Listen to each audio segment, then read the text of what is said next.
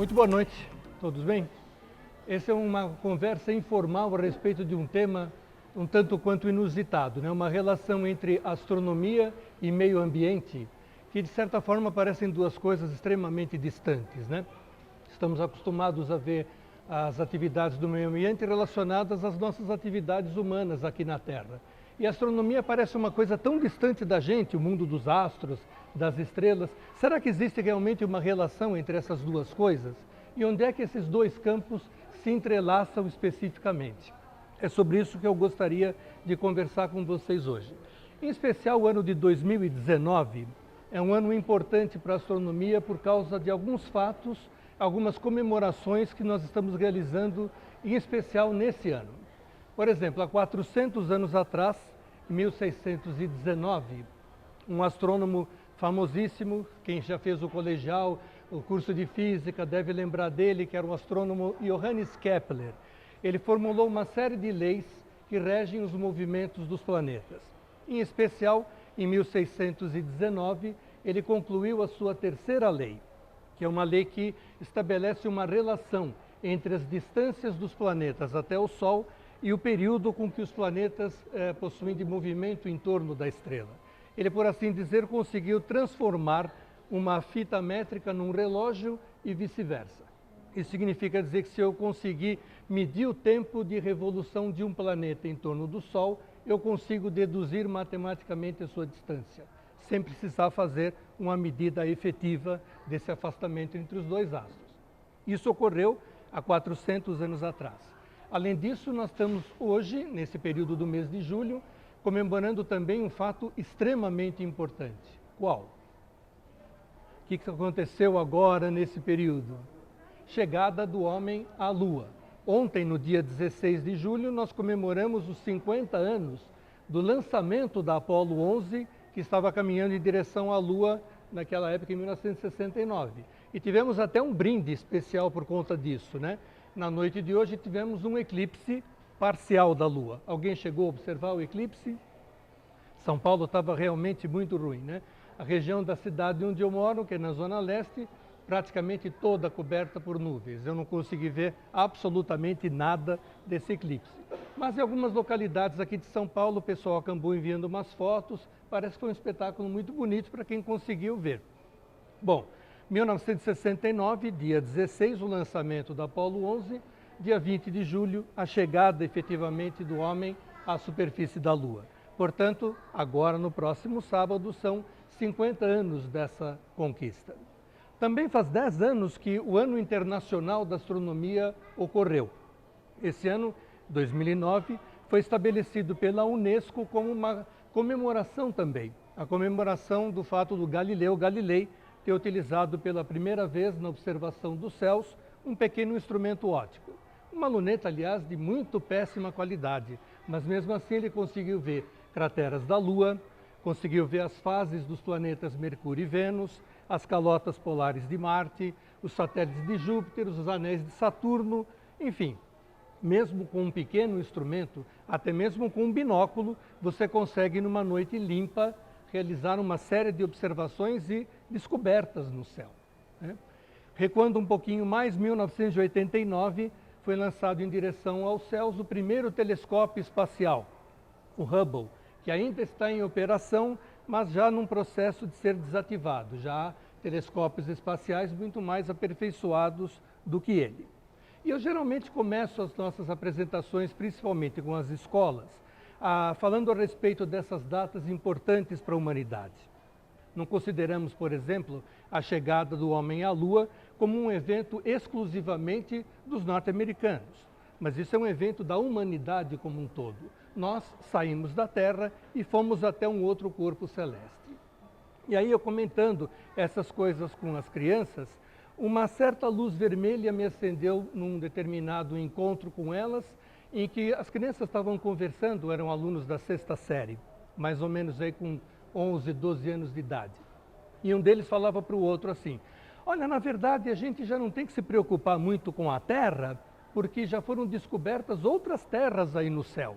E agora, se o pessoal está poluindo, se não está poluindo, isso pouco importa, porque se a gente acabar com o planeta, a gente pega um foguete, sai da Terra e vai para outro lugar. Como se fosse uma coisa assim extremamente fácil de ser realizada.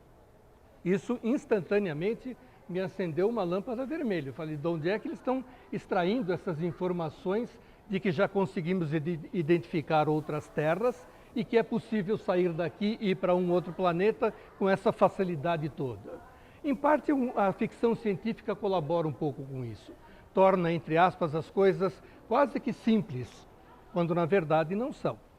Mas o principal é que a imprensa, de um modo geral, às vezes exagera um pouco na qualificação dos astros que nós estamos descobrindo. Existem outras terras por aí? Isso é uma coisa difícil da gente estabelecer. Primeiro porque os outros planetas que a gente consegue observar em torno de outras estrelas do céu são extremamente distantes de nós. Quando eu comecei a trabalhar no Planetário de São Paulo, isso há mais ou menos umas 2 eras geológicas atrás, como eu costumo dizer, os únicos planetas conhecidos pela humanidade eram os do Sistema Solar. Portanto, eram os 9 planetas, dos quais a Terra era o terceiro, o único planeta com vida conhecido até aquele momento e assim por diante. O que mudou de lá para cá? Continuamos no mesmo Sistema Solar, não mais com 9, mas hoje com 8 planetas, porque Plutão foi destronado, foi colocado numa outra categoria dos planetas anões. Descobrimos um monte de outros planetas pelo céu, mas nenhum deles com vida ainda, pelo menos constatável até o presente momento. E aí nós vamos investigando esses outros planetas, hoje já são perto de 4.000 que conhecemos em torno de outras estrelas do firmamento. Tem algum que se pareça realmente com a Terra?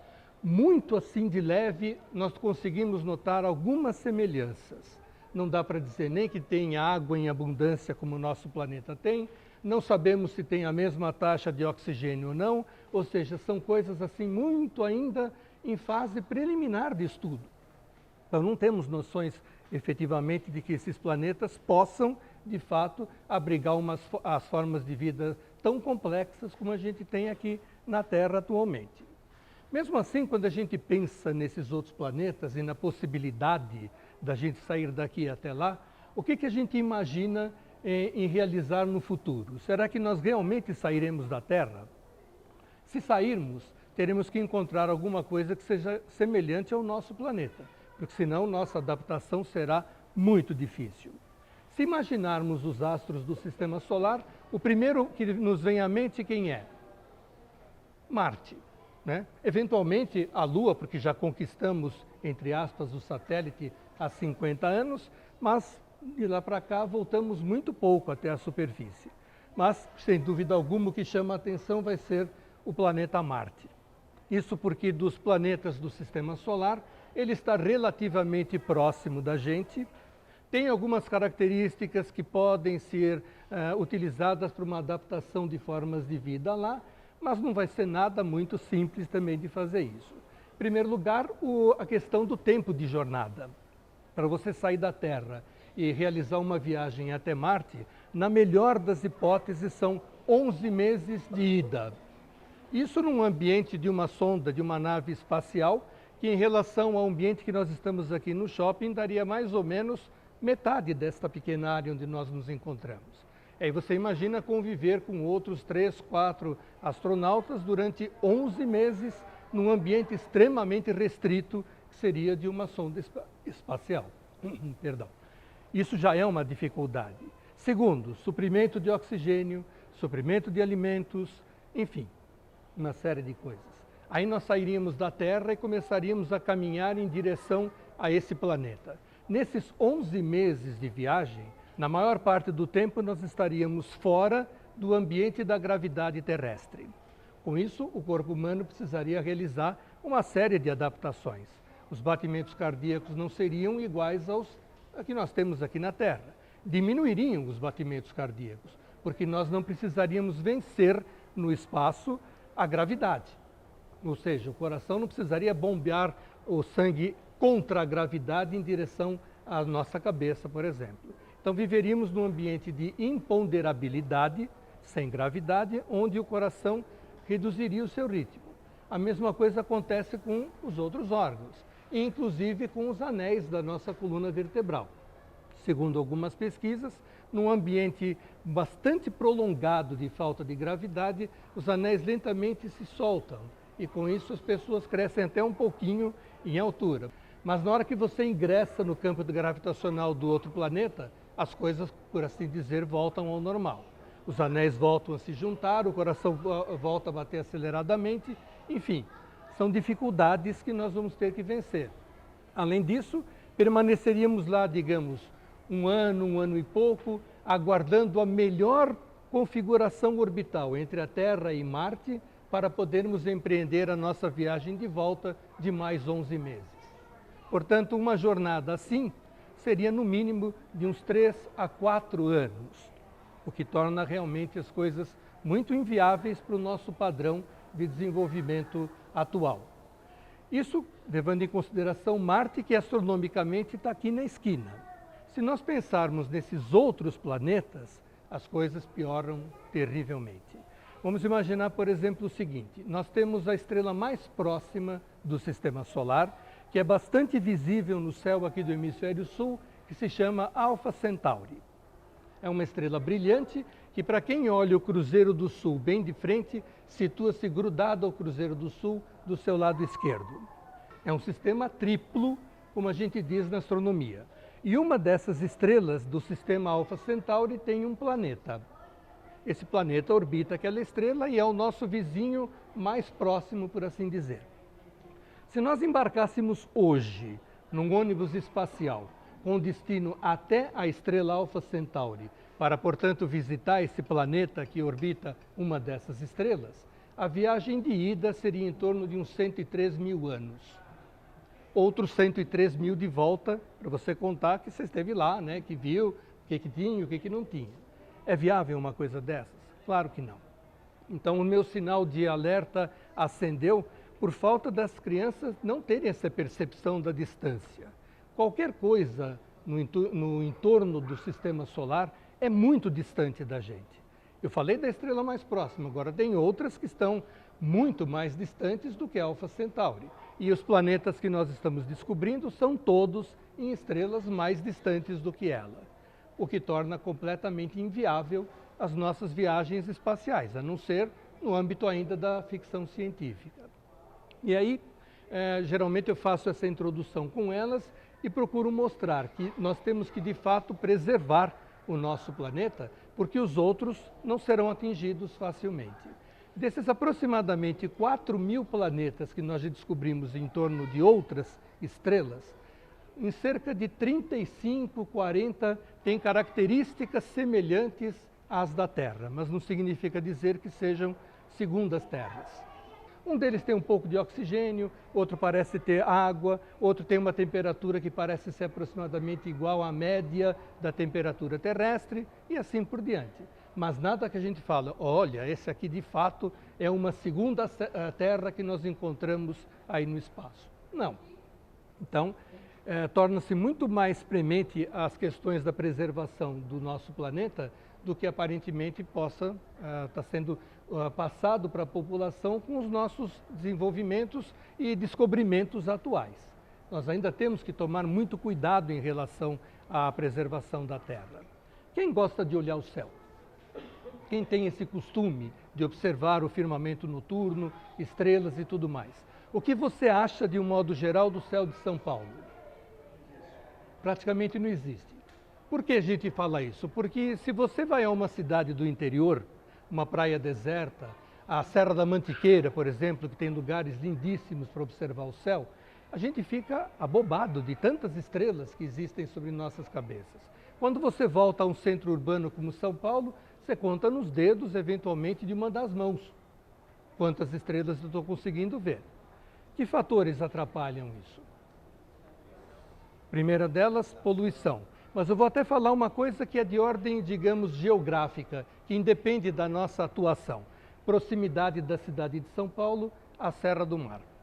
Em linha reta são aproximadamente 40 quilômetros, e aí você já estaria na escarpa da serra, descendo em direção ao litoral paulista.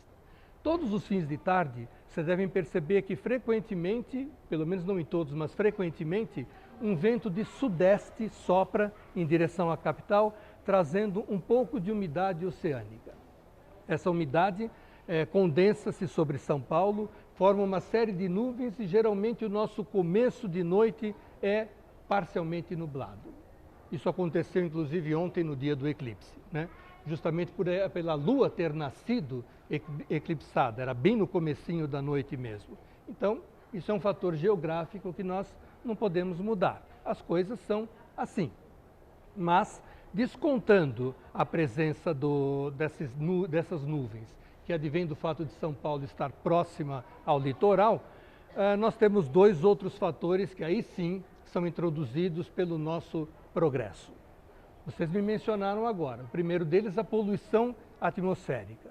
Quando a gente pensa em poluição atmosférica, você pensa escapamentos dos carros, chaminés das fábricas, coisas que jogam em direção aos céus, a poluição de partículas ou de gases que são tóxicos, nocivos e que atrapalham a observação de estrelas. É isso? É isso que a gente imagina.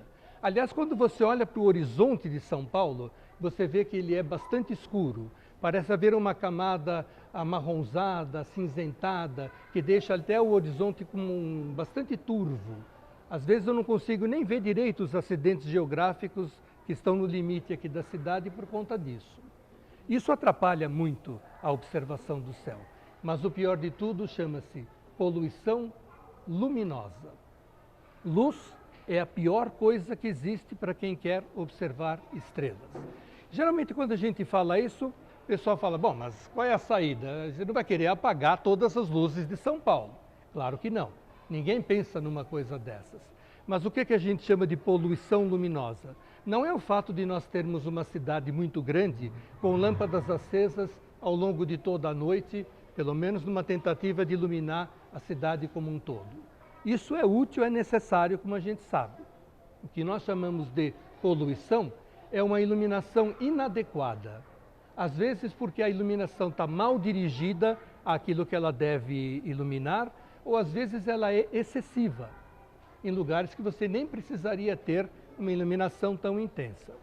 Eu falo muito sobre o Parque de Ibirapuera porque eu desenvolvi minha vida profissional praticamente inteira lá dentro. Trabalhei no planetário durante 44 anos da minha vida. E lá eu pude apreciar todas as mudanças que a iluminação do parque foi sofrendo ao longo desses quase 50 anos. Inicialmente eram lâmpadas de filamento. Os mais velhinhos como eu devem lembrar que São Paulo tinham lá os postes com as lâmpadas de filamento. Depois, pelo comecinho da década de 70, a mudança da iluminação de filamento para a de vapor de mercúrio. Aí a cidade começou, entre aspas, a brilhar.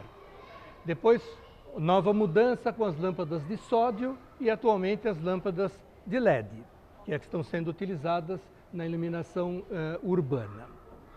Em relação às de filamento, é óbvio que o gasto de energia elétrica com uma lâmpada de filamento é muito maior do que de uma lâmpada de LED. Mas a intensidade da iluminação daquelas lâmpadas era bem menor. De tal forma que do quintal da minha casa eu conseguia ver uma série de estrelas no céu e ainda conseguia perceber a faixa da Via Láctea cruzando o firmamento. Isso eu estou falando do finalzinho da década de 60, começo da década de 70, o que não faz, portanto, muito tempo. De lá para cá, aí sim as coisas pioraram muito para quem gosta de olhar estrelas. Das aproximadamente 4.000, 4.500 estrelas que você veria naturalmente a olho nu, num lugar sem iluminação, aqui em São Paulo nós percebemos no máximo umas 500, 450. Isso dá aproximadamente uns 10%. É muito pouco. Isso priva não só os estudantes de terem um contato com essa área da ciência, mas também nos priva de um espetáculo que está intimamente ligado com a nossa própria existência dentro do planeta. Então, se você imaginar o seguinte, olha, eu saio de São Paulo, vou lá no interior e consigo ver 4.000, 5.000 estrelas brilhando no céu, é uma coisa tão gratificante e tão importante para você se deparar com esse fenômeno, que eu já tenho relatos, inclusive, que as pessoas às vezes vão ao interior para olhar um céu estrelado, para se afastar de uma série de problemas que tem aqui no nosso ambiente urbano. Não só com relação à loucura que São Paulo geralmente é, mas problemas do nosso dia a dia. Tenho depoimentos muito interessantes assim, olha, às vezes os problemas parecem que invadem a nossa existência e parecem tomar conta da gente. Mas eu vou ali fora, olho o céu durante uns 30 minutos, 40 minutos, parece que as coisas vão se encaixando. Os problemas assumem as proporções que eles de fato devem ter. Não devem consumir a nossa existência, eles devem ser colocados como os nossos problemas, que, exceto a morte que não tem solução alguma, o resto a gente sempre consegue dar alguma solução, né? Talvez até o céu possa ajudar um pouco nessa meditação. O que devemos fazer então com relação à poluição luminosa? Como eu disse, a solução não é apagar as luzes da cidade, não é isso. Mas a gente observar o nosso entorno e verificar se a iluminação que eu tenho ao meu redor, ela é ou não adequada ao ambiente em que eu estou. Por exemplo, eu visito muitos condomínios que às vezes nos chamam para fazer uma avaliação se a iluminação que eles têm é prejudicial à observação do céu ou não. Frequentemente eu me deparo com uns globos brancos ou leitosos, virados para cima, um globo assim de vidro, com uma lâmpada dentro, e na parte basal desse globo tem lá a arandela, o poste de sustentação e assim por diante. De tal forma que você olha para aquele globo e você vê nitidamente que ele está jogando a luz para o alto, e não para o chão, onde nós precisaríamos da iluminação, que é onde nós estamos. Se nós voássemos, você concorda que isso seria importante? Ter um globo virado para cima seria ótimo. Eu estaria voando, você também, e aí com o céu meio iluminado a gente não trombaria um com o outro. Mas não é o caso. Nós andamos aqui ao solo, no solo. Então a iluminação tem que ser voltada para onde? Para o chão. Com isso, para que naquele ambiente você consiga iluminar a contento os caminhos pelos quais as pessoas seguirão, você precisa aumentar extremamente a potência das lâmpadas. Porque uma parte dela vai chegar ao solo, mas a maior parte está indo em direção ao céu. Isso faz com que as contas de luz dos condomínios subam bastante. E, eventualmente, as pessoas não se tocam, não se ligam que, de fato, é a iluminação inadequada que está produzindo isso. Muitas vezes também você tem, em São Paulo, algumas pessoas que deixam lâmpadas acesas nos quintais, por exemplo, voltadas para as fachadas da vizinhança, não efetivamente em cima do seu próprio quintal. Isso produz não só a ação de uma certa luz espúria que acaba penetrando nas nossas janelas, atrapalhando um pouco o nosso sono, desregulando um pouco o nosso ciclo de acordar e dormir em relação ao dia e à noite, e com isso nós vamos nos tornando irritadiços ao longo dos dias seguintes, sem perceber que em parte é porque eu tive um sono prejudicado pela iluminação que adentra a minha janela. Então, de um modo geral, nós temos que nos preocupar com várias situações. E se a gente começar a perceber isso, podemos interferir facilmente e resolver uma série de problemas. Um deles é essa iluminação voltada para o alto. Outra é a iluminação voltada para os teus vizinhos, enfim, para lugares que você nem necessitaria iluminar. E, eventualmente, lâmpadas que a gente deixa nas varandas dos nossos apartamentos ou nas áreas comuns dos prédios, acesas lá a noite inteira, sem efetivamente ter uma utilidade. Se nós nos preocuparmos com esse dimensionamento da iluminação no ambiente urbano, não só teremos uma economia, como também teremos a possibilidade de ter uma vida mais tranquila e um sono melhor. Eu acho que todo mundo ganharia.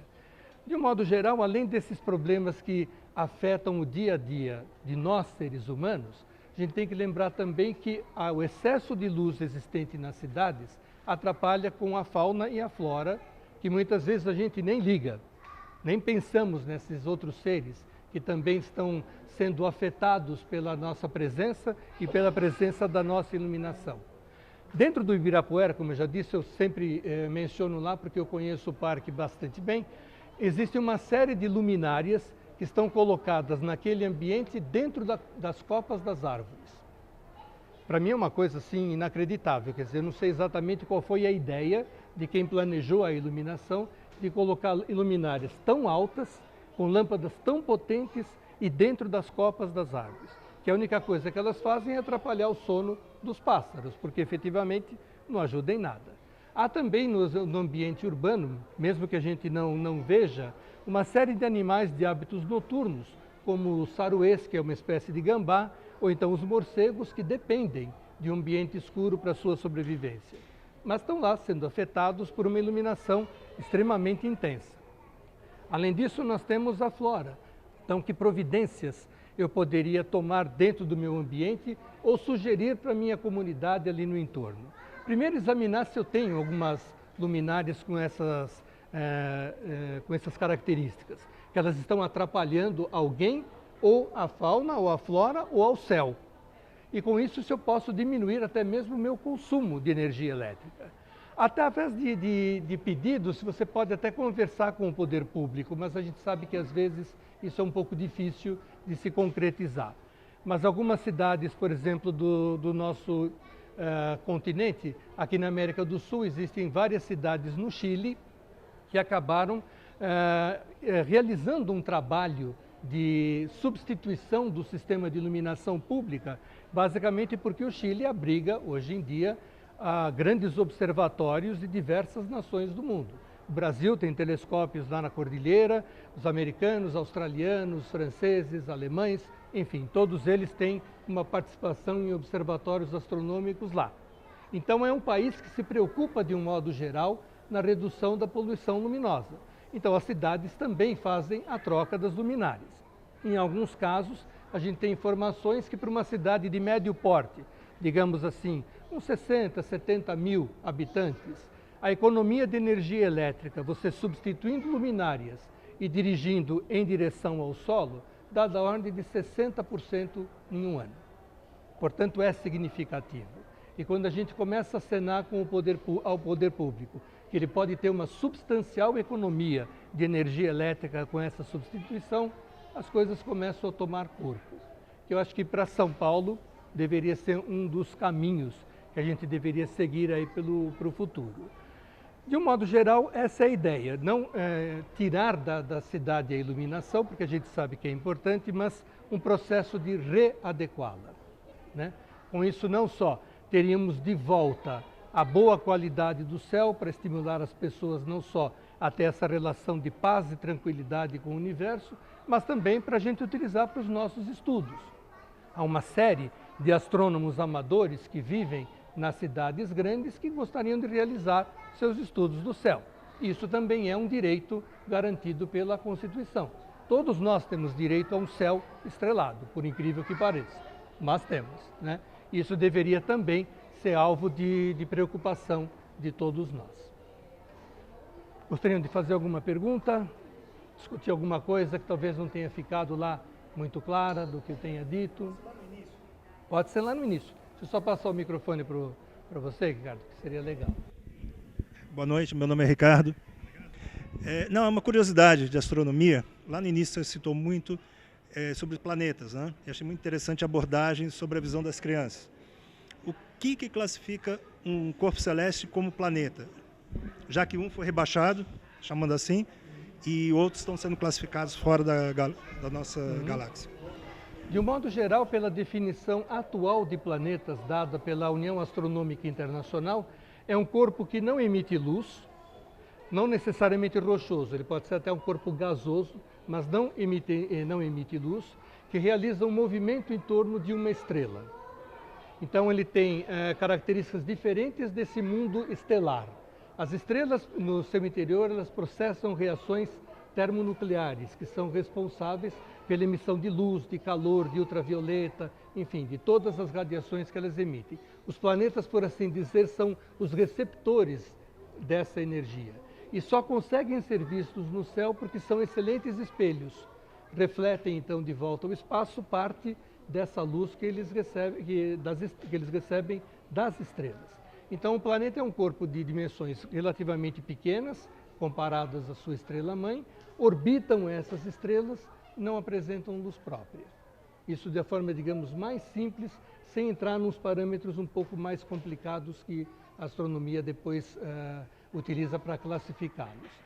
Então, existem coisas que são chamadas assim, planetas na região quente, que seriam muito próximos às suas estrelas-mãe, e que se nós estivéssemos nessa região, fatalmente nós seríamos inundados por radiações que são nocivas. Também uma série de planetas que estão na região fria, para além do que seria suportável de temperaturas ambientes para a vida se desenvolver. Então, quem está na região quente aqui no Sistema Solar? Mercúrio e Vênus. Quem está na região fria? Marte, Júpiter, Saturno, Urano e Netuno. Quem está na zona habitável? Só a Terra. O que também nos motiva a essa preocupação. Se formos a Marte, a coisa não vai ser refrescante, não, vai ser difícil, porque só a Terra atualmente está nessa região de habitabilidade. Quando a gente verifica os outros 4.000 e poucos planetas, desses 4.000 e poucos, só 32 estão em zonas de habitabilidade nessas estrelas. Os outros 3.900 não estão. Então isso é ruim para essa nossa estatística de possíveis terras esparramadas por aí.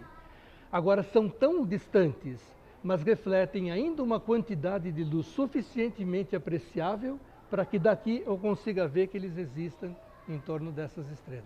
São observações diretas ou indiretas para ver a atmosfera? Diretas e indiretas, as duas coisas. Oticamente são muito difíceis de serem vistos com telescópios, mas com fotografias, com processos indiretos de detecção, a gente consegue fazer. Agora, no caso da água, por exemplo, oxigênio, aí nós precisamos capturar a luz que esse planeta reflete da sua estrela em direção à Terra, e usando um equipamento que é o espectroscópio, a gente decompõe a luz desse planeta e sabe pela posição daquelas raias que o espectro geralmente tem, quais são as substâncias que compõem o corpo celeste. E aí eu tiro a conclusão, tem água, ou tem oxigênio, ou não tem oxigênio, tem outros elementos químicos e assim por diante. Então, isso é uma informação direta. Agora, a detecção em si, muitas vezes, não é. Às vezes eu observo a estrela e não consigo ver o planeta que está girando em torno dela. Ele é tão pequeno e tão pouco brilhante que ele é invisível para mim. Mas a gente sabe que todos os astros, onde um gravita em torno do outro, há perturbações gravitacionais de um sobre o outro. Então o planeta perturba um pouquinho o movimento da estrela. Então a estrela parece realizar um movimento meio ondulatório no céu, que denuncia que em torno dela tem alguma coisa atuando sobre o seu movimento, mesmo que a gente não consiga ver. Aliás, a maior parte desses 4.000 não são óticos, a gente não consegue observar diretamente. Foram detectados por processos indiretos.